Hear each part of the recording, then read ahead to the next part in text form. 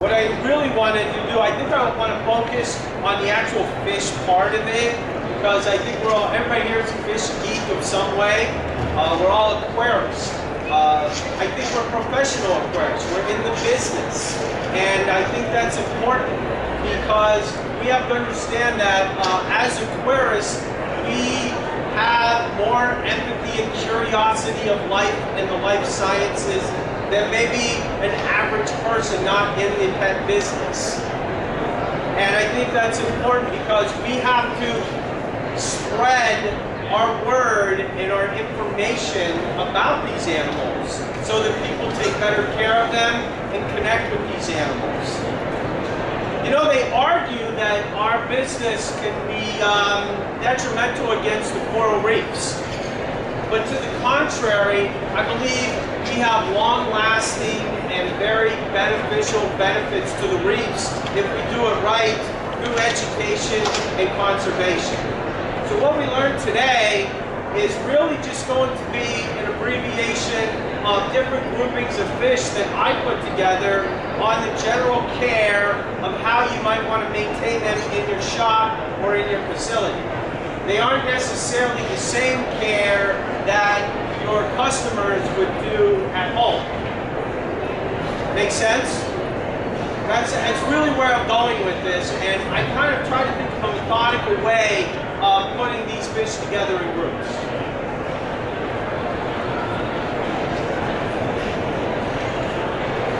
Yeah, maybe I won't have to worry about skipping slides because I'm not moving through the slides.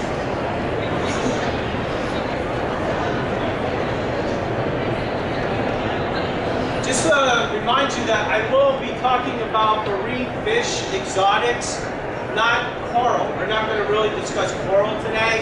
And I was going to have a little blurb on some of the things that reef people want. And you should care about marine exotics because we should all know that marine fish keepers are more likely to visit your store 3 times more likely in a month than freshwater. They spend 3 to 4 times more in dollars at your shop because they need more things. They need calcium, magnesium, fish foods. So we can look at them as dollar opportunities, but at the same time, they're not dollar opportunities if we don't know how to tell them how to care for them or we're not caring for them properly. Who's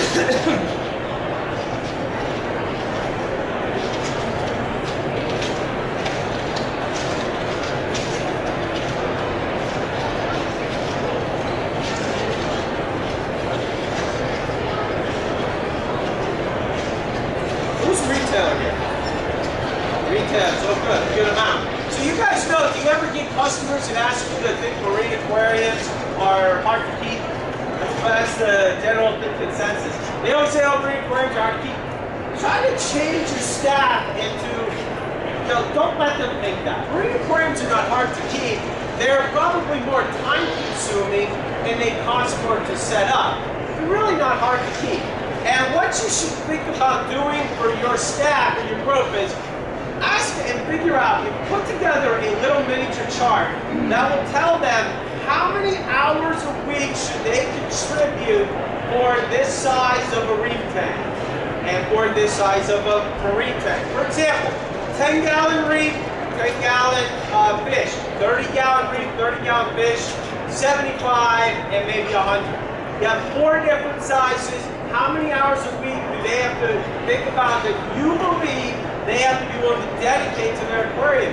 Because if they can't dedicate that time, their money is wasted because the aquarium will go downhill. So think about making a chart like that for your staff to use because it's very beneficial before they spend the money on an aquarium that maybe they don't want to put in the time to take care of. We have that chart, and we also have a chart on the general cost that it costs them per month to maintain it. You know, salt, calcium, buffers. So it's a general cost. So if you work out 2 little charts on just 4 general sizes, really makes things better for your service and your clients. Can you still hear me? Yes? Anybody want flyers? How about if I hand them back? How are you? Nice to see you. Why don't I give you the flyers? The flyers.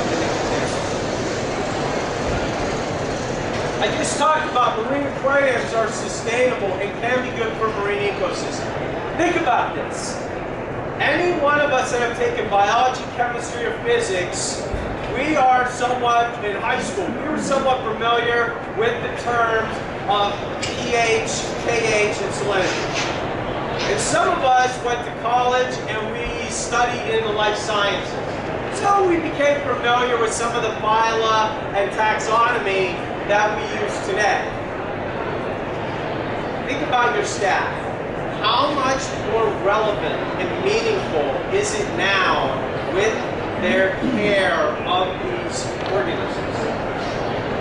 It's a wonderful, blessed situation that that we are in. And it's something you want your staff to understand that. But again, that you want to teach your staff to brand our industry, and that you have to connect with the fish and their environment. And you can't connect with the fish if we're not keeping them well. You have to keep the fish well. Nobody wants to see dead fish. Not just from the money aspect, it's very stressful. And we've dealt with those customers, haven't we? We've all dealt with them. It goes beyond money. And you're dealing with them, and the one thing I've always learned is I always twist it out of the money aspect and think about these organisms that might be perishing, and then try to get them on a straight path.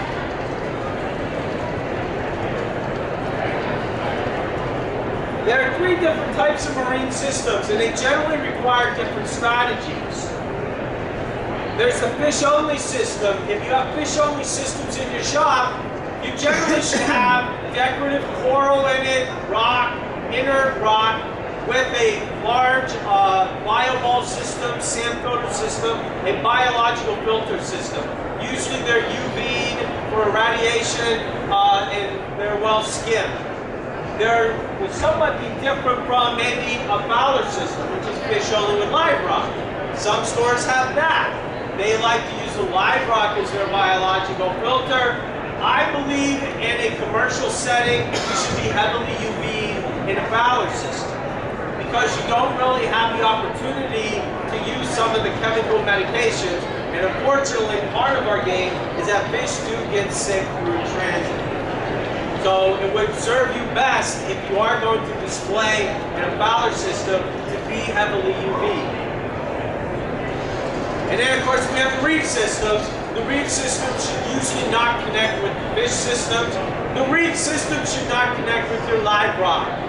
Your live rock is secure, it's dirty, it's going to produce quite a bit of organic phosphates and organic carbons. And these organic phosphates and carbons will usually make your reef systems look very dirty by producing quite a bit of cyano. It's hard enough to keep cyano out of our reef system. I don't recommend connecting it with your live rock, your new syllable live rock. Your reef system should have cured rock that you don't sell, because you need the system to look right for your coral.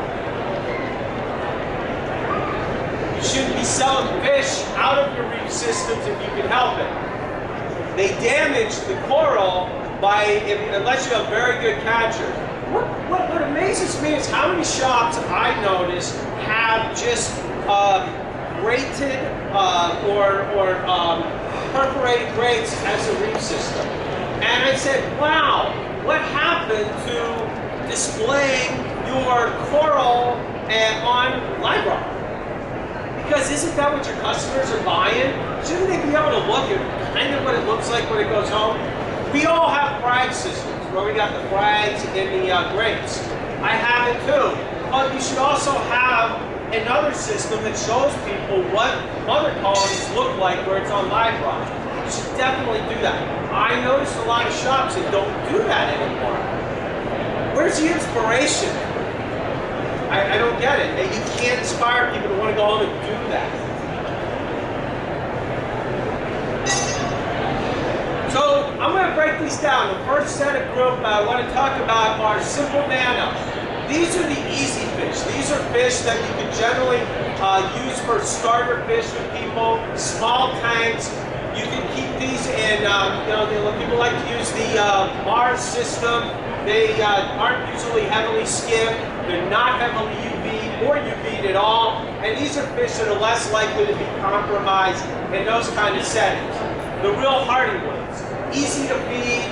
You can raise these or keep these fish on a good dry food diet, something that has all 23 amino acids balanced properly. Because if you don't know, fish need 23 amino acids. That's what they need. And they should be balanced properly. There are 10 indispensable amino acids they have to get in their diet. So a good dry food will have those things. First set of group is the Pomacentrids, which are the damselfish. I love yellowtail blue damsels. I love to use them in my shop to keep one tank nice and full. They're very hardy and do well. If you notice, I'm not including the chromas here. I don't call those simple nano. They're more of a specialized nano fish.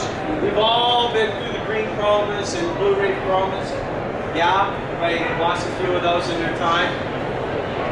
I'm waiting for somebody to say, no, never did. I'm like, oh yeah, come on. They're specialized. Well, they do much better than they did, but you know, they're not the same as like a yellowtail blue damsel. I love using the damsels. Of course, we know we have the bigger damsels like Dominoes and the humbugs. They get a little more aggressive. The Grommet group is a really strong, hardy group. Great little fish to keep, to put in nano tanks. And we have the Royal Grommet, which is a Caribbean fish, with the black-cap basslet. If you want to sell something that's a little pricier, but really has that nice hardiness to it, that's a great fish to stock. I highly recommend it. We sell quite a bit of those. The black-caps are deeper water. That's why they mainly cost more than a Royal Grommet. I love chalk basslets. They're another Caribbean fish. They're not grommets. They're not in the same family as Grommidae. They're actually in the grouper family, Serranidae, but they're very similar to grommets. They stay small, very hardy little fish. Love these fish for beginner fish and nano fish.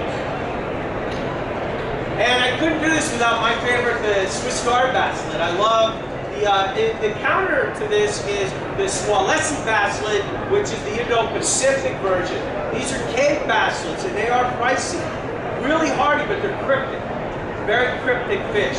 But it's a great fish to keep in your smaller aquariums and sell them as really hardy little nanofish. Pseudochromids. We have the Pseudo-Fremani, which is different than the purple pseudo. The purple pseudo, how you can tell, teach your staff this please. The dorsal and ventral fins are clear on a purple pseudo, and if you look at the Fremani, the purple goes all the way through, and it has a black bar right behind the eye. Anybody ever see a pseudo Fremani raised? Are they gorgeous or what? And they stay purple, straight, and they're aquacultured now. Why do we want to sell sustainable aquaculture fish? We all should. Purple pseudos are not aquaculture. Has anybody seen one of these things when somebody keeps them? You ever got one of these back? They're pink and they're hunched. It really changed. I mean, the whole fish turns pinkish, and if you ever notice, they always have a bent back to them. It's such a better bargain to sell them the aquaculture Fremanis or any of the Red Sea pseudos. The Pseudodetoides is another aquaculture pseudo Springeri, Pseudo elongatus. These are all being aquacultured now, and these are all originally Red Sea fish that are now coming out of wherever, Florida or Tennessee or anywhere where aquaculture. Recommend them. Not a pseudo, but marine bettas. Marine bettas are very hardy, strong fish. I knew customers that would give a year guarantee on it. Really strong fish. You just got to be careful. Don't keep these with tangs and your marine angels. Then it kind of looks like a crown tail marine betta. We've done that many a time. So you got to make sure they're very docile fish. I like the blennies, but more like the, not the fork-tail blennies, but the little tiny blennies, like a teardrop blenny is a really good, strong, simple nano fish. Of course, you should know that we are doing Bangai and Kundarai cardinals now. These are aquaculture. They do really well. They can breed with people. Very hard, strong, simple nano fish. and the dark gobies. The only thing I can say about dark gobies, microdesmidae, is that they jump. So you do have to make sure that you warn your clients on the fact that they do jump. I like it for small nanotanks, but the small nanotank has to be covered well. If it's not covered well, they tend to be on the floor. There's 3 types of firefish: the purple, the red, and the Husbandry, which is the Husbandry is the one that's very pricey. Anybody ever have these? Yeah, they're pricier, but they're really sharp little fish that you can make a higher margin on, but a really strong, hardy nanofish. Cardinals, like pajama cardinals. You guys use pajamas to fill the tanks? These simple nanofish are the ones you should use to keep your tanks full, because they don't take as much work. And your clients come in and see filled tanks. These are the easy ones. The forgotten Plectrantheus, right? You think it's a hawk. Some people call Plectrantheus hawkfish. It's not a hawk. It's actually a perchlet. It's in the Anthias family, or the grouper family. These are awesome little nanoreef fish. They don't jump. They get along with each other. You can keep together. Feed them a little bit of mysis shrimp or some spirulina brine, or if you like copepods or any of these Arctic pods, and watch these babies just brighten up. Bright red colors, and they're real docile local fish. We push Plectrantheus a lot. To show you, I got really amped up about this really expensive Plectrantheus, and I just had to get it. The reason why I bought it was because we had so much success for the little ones that I decided I'm going for the big one here. And I bought that one about a month or 2 ago. That's a new slide I threw in there. That's a $1,500 fish retail. That one's $1,500. We still have it. I haven't sold it yet. 2 months from now, you can call me up and I'll be crying. Oh, it died! It died! Yes, sir. Pixie hawk and a geometric hawk, the same fish? Pixie hawk, no, sometimes they're calling this the geometric hawk. Yeah. Be careful, because that's not a hawk. Right. That's not a hawk. Now, what I was going to show you here, because you're just talking about it, I wanted to point out that, if you notice, here's some hawkfish. The pixie hawk is a hawkfish. Ceratidae, different family. Hawkfish, if you notice, I didn't put in a simple nano group, because I really don't think they're really equipped to be in nano tanks. I think they should be in something like 55s or larger. So, but the Plectrantheus definitely can go in this nano tank. They don't get as large. The best hawks I like for the reefs, if I'm going to do them, are the long nose or the flame hawk, but I do like the falco hawk or the pixie hawks as well. Another one is another forgotten hawkfish. You guys know the Caribbean Pinos hawk? It's a freckled hawk, gray bars. It comes from the Caribbean. Bill, I bet you know of it. You know what I'm talking about. It's Pinos, and they only get like this big. Cute little hawkfish, very inexpensive. It's a really hardy fish. Problem with hawkfish, though, we have to remember is that some of the large versions are like groupers. So they will go after ornamental shrimp. Peppermint shrimp, cleaner shrimp, and blood shrimp. So I don't really, I need to consider them simple nano. But they are different. I love selling clownfish. I love selling the wild clowns. I know the big rage is on all these special clowns and the designer clowns, as they call them. But I'm a fan, so in our shop, you'll see probably more different versions of wild-type clowns, almost all aquaculture. That's a Latezinatus, that's a McCullochai, Clarkies. Hey, I'm curious, is this a cinnamon or a tomato? Anybody know?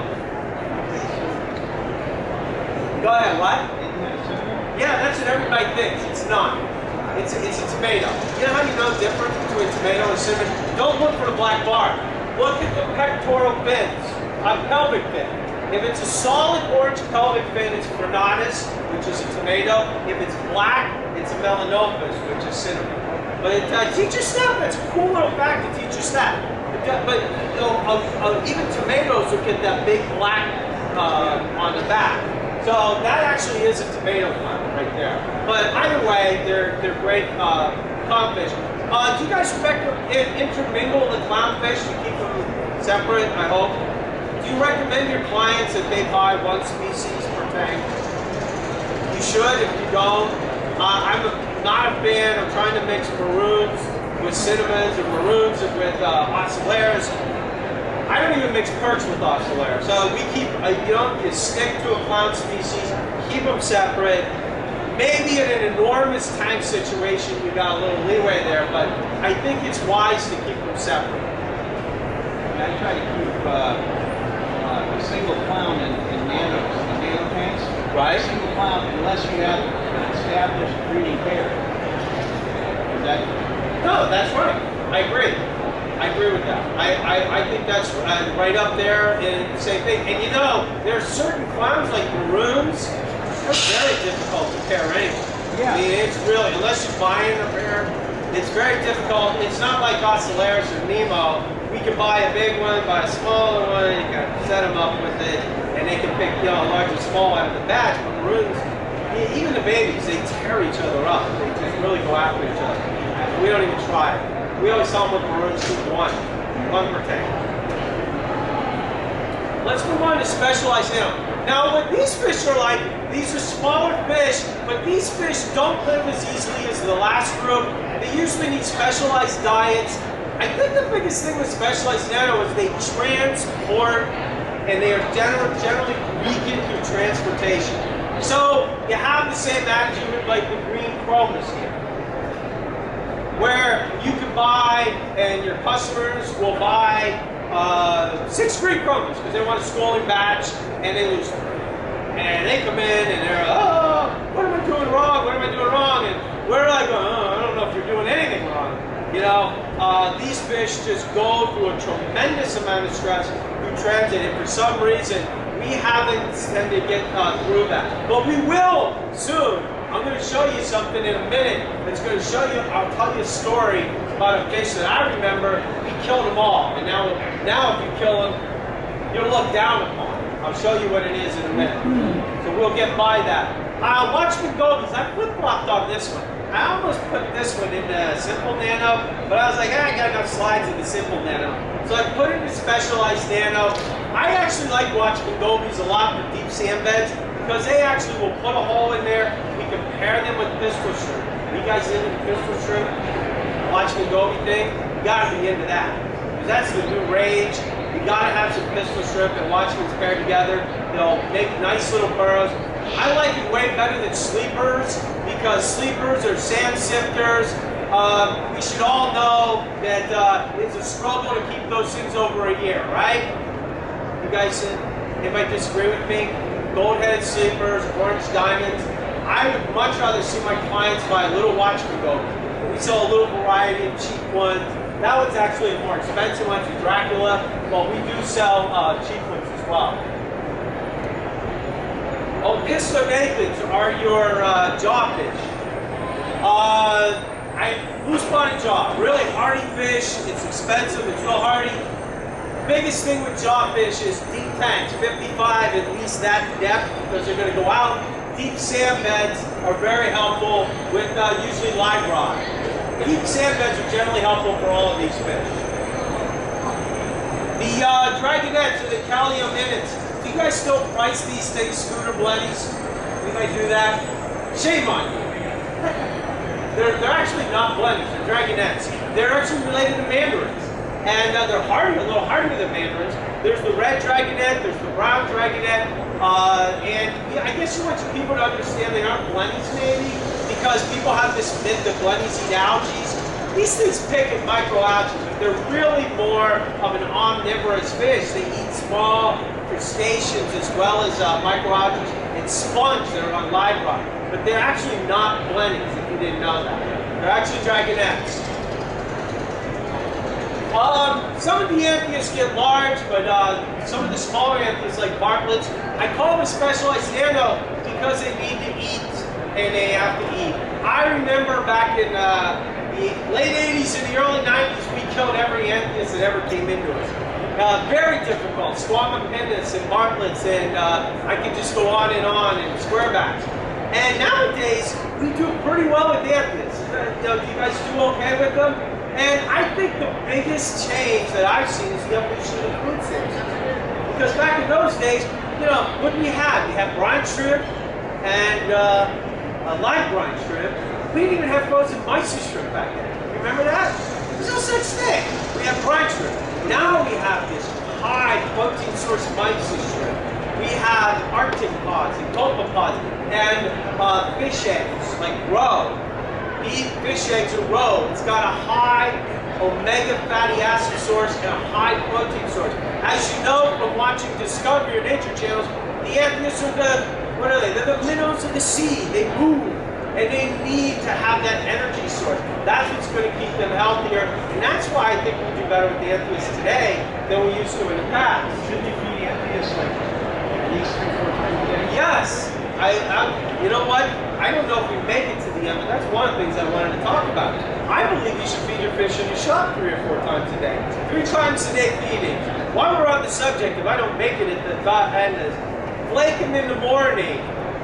Use pellets with a vitamin C nutrient on your pellets in the morning. Stimulates the immune system, helps prevent lymphocystis. Because vitamin C, what it does for fish, it provides a biochemical pathway. Okay, it's called hexose monophosphate. And by doing that, it can now produce the right NADPH, I think it's called, which is actually a way of the immune system of the white blood cells to ward off viruses and bacteria. It really helps with lymphocystis. Flake or dry the vitamin C in the morning. During the day, a nice type of refrigerated food. Maybe you like to do your algae feedings during the day. I love feeding during the day, and it's required in our shop. And we love to do the squirt balls going around because what do the clients see? What are you feeding? What's that? What's that? Oh, it's right up here in the refrigerator. This is what we feed them. And then in the evening, they get their frozen variety. We do the frozen variety, but never feed on time of when you're open. Remember that, please. For us retailers, don't feed before you open. Don't feed after you close. Yeah? You want your clients to see what you feed the fish. That's part of just self-marketing yourself. I got off subject. No, that's okay. No, you're feeding right along where I want to go anyway. But one of the other questions I had was, somebody once told me that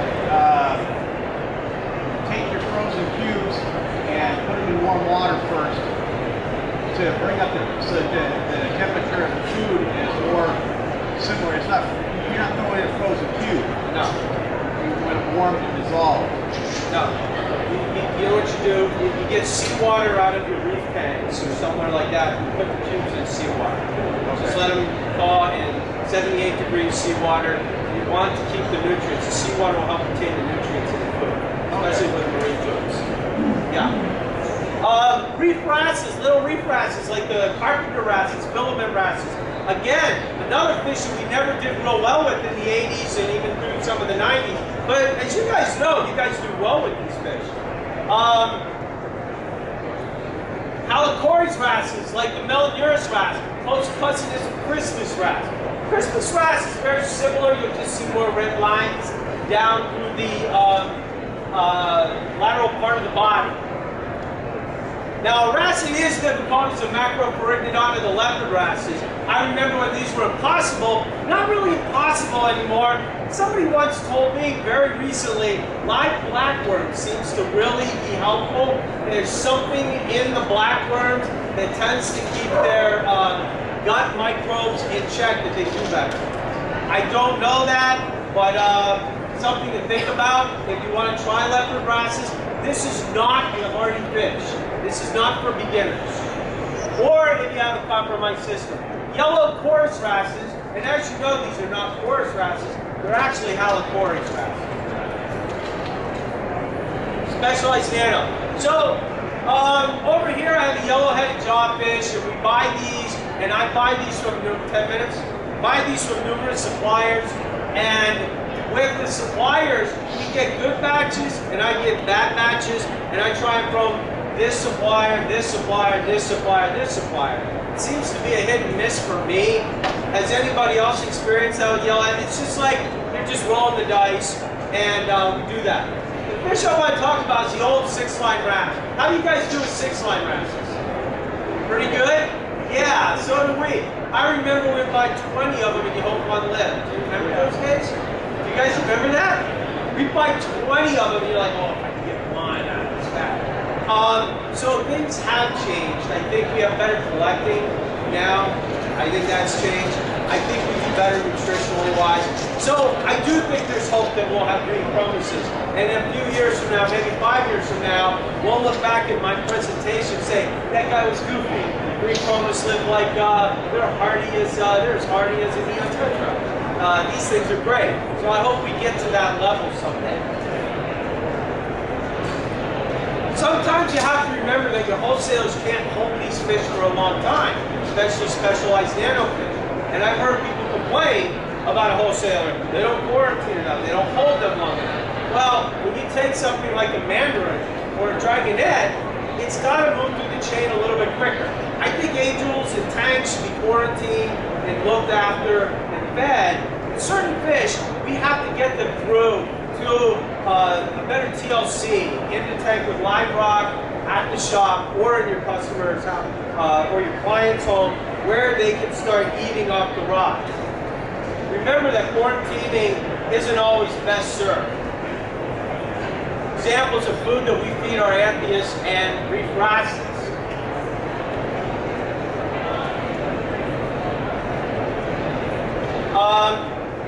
I got 5 minutes, so I'm probably going to move to the powerful exotics really quick. Powerful exotics are your larger fish. These are not reef fish. They're easier to keep. They're less compromised in your smaller systems. There are always ones that you sell to the fish customer with the big tank. Maybe they aren't UV or they are skim. And those are the triggers. The large wrasses, the large hogs. Keep in mind that we do have reef safe hogs, like the Terra Labor's hog, and we have the Bimac hog. Great little hogs that are hardy. They can go in little reef tanks. The Sepiacata hog, or known as the Masuda hog. Porcupine puffers. Every year I get one of my guys sells one to a reef tank. You ever had that one? That's like the worst reef fish ever invented. They eat everything. Fleshy coral, eat everything. But they're great, strong, hardy fish. The three-toothed puffers, the lions, groupers, and of course the squirrelfish, the big eyes, or the squirrelfish are all strong, hardy, powerful exotics. Though I like the Riggins trigger, which are the Xanthichthys or the blue throat triggers, or probably some of your best triggers, and you can put them in reefs. If you're going to sell a trigger to a reef, you can see, look at the size of the mouth and the pupil cavity there, as opposed to the larger mouths you see on other triggers.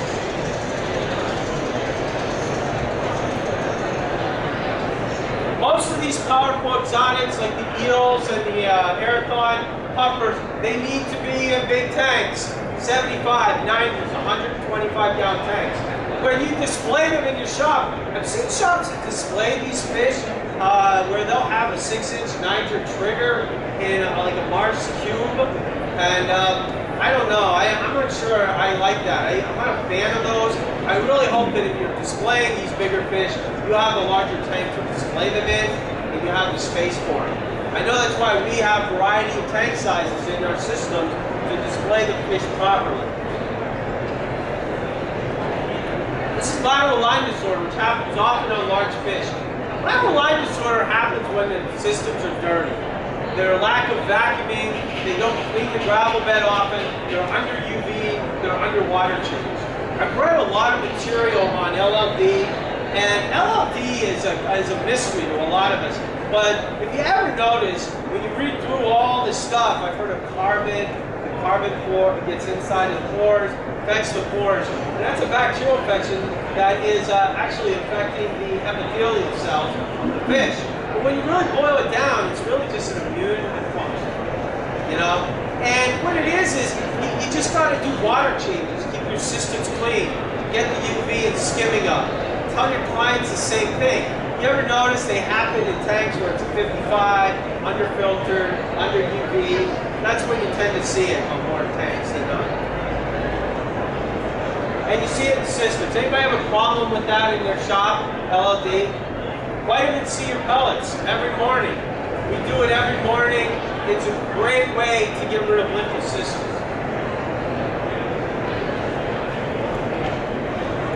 5 minutes, thank you. Give me 20. No, it's easy. So the supreme exotics are the ones that we always struggle with. These are the ones that we get cryptocarian or ammondidium more than other fish. These are ones we find that are backless more often than not, and these are the strugglers. And the group is mainly your laterally compressed fish, right? Flat. The butterflies, the canidontids, the tangs, and there's the hardy tangs like the yellow tang, and then there's the infamous Achilles tang, which is one of those fish that we've all experienced, and you sold it to your client, and it's eating, and it's doing well, and they come down for their coffee in the morning, it's just on its side, right? Dead. Morse idol, same thing. It's a fish that's just definitely more challenging. The rabbit fish, there's a large variety of rabbit fish. Probably the strongest out of this group. Would you agree to that? Rabbit fishes, they do really well. I love having a lot of rabbit fish in my shop because we have 48 75-gallon tanks. We're trying to spread out for marine fish. So I have to use a lot of strong fish like rabbit fish and Jama cardinals and firefish to try to keep them all filled because I don't want a bunch of fish that are just struggling and dipping and backing all the time. I love these box fishes because you can put them with anything. With little fish, big fish, triggers, angels, tangs, generally put them all over the place. The large angels like the blue face angel, and then there's the small angels like the central beach angels. It baffles me how many people always say, well, I don't want to, large angels are specialized fish, so we don't recommend those to non-beginners or beginners, but yeah, we'll sell you a coral beauty. It really baffles me. Coral beauties and flame angels, I don't know about you, but I have clients that kill flame angels as much as they do imperator's. They die as well. They're not for beginners. That's all I'm saying. I'm not saying that, they're just not beginner fish. And they certainly aren't reef fish, right? Flame angels can bother things in reefs, so can coral beauties, or all this, and bicolor angels, Timbusons, they can be bad. You should always teach your staff to make sure that they fairly warn people to buy them to go into reefs. Once they start at fleshy coral, they don't stop. I call this soothe. Your systems with these types of fish should be skimmed. You should be using ozone and UV irradiation. These are very important components on a marine fish system that you want to have if you're going to keep these very specialized exotics. Because if you can do that, you'll be able to keep any type of high-end fish you may want. This is a fish that we keep quite often, and I don't even worry about it. I'll spend the money on it. I'll buy them, some of you have been to my shop, some of you haven't, but anytime you come visit, you always find one of these there, Clarions, because I do these things by keeping skimming, good skimming. Skimming takes out all these dissolved organics. That keeps your bacterial viral count lower right there. Now, if you UV your systems properly, think about that. You have a better, more high sterilized system, and lifting the redox, you're going to improve the immune functions of the fish. You're just going to have a stronger fish. Let's forget about all this medication humbug. It's a stronger fish than we should have. My time is about up. I don't want to go over. Here's an example of a monotang we had in the shop where it had lymphocysts. You see it up on the fish? This is the same fish about 2 weeks later in our system. All of us not medicated at all. Vitamin C pellets in a nice, well, UV sterilized system. That's all we did. You can achieve these things with the right systems of operation. I wish I had more time, but I am out of time. If anybody wants to ask me questions, I'm more than happy to talk to people outside the booth. They have to turn it around for the next group coming in. But I thank you so much for letting me go through this a little quickly. I hope you got something out of it. Maybe you can take back to your shops. Thank you.